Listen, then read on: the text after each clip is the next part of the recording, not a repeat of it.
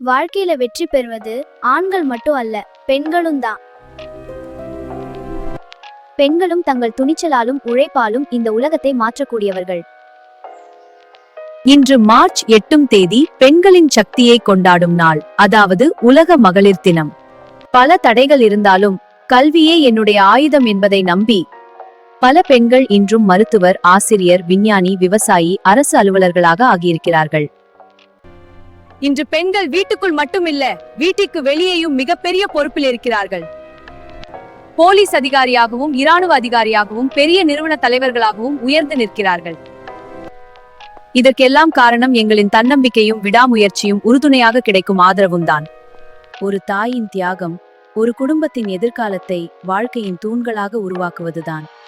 தமிழ்நாட்டின் பெண்கள் உழைப்பாலும் சரி, துணிச்சலாலும் சரி, நாட்டுக்கு எப்பொழுதும் பெருமை சேர்ப்பவர்கள்தான். பெண்கள் பலவீனமானவர்கள் அல்ல, அவர்கள் இந்த உலகத்தை மாற்றும் சக்தி உடையவர்கள்.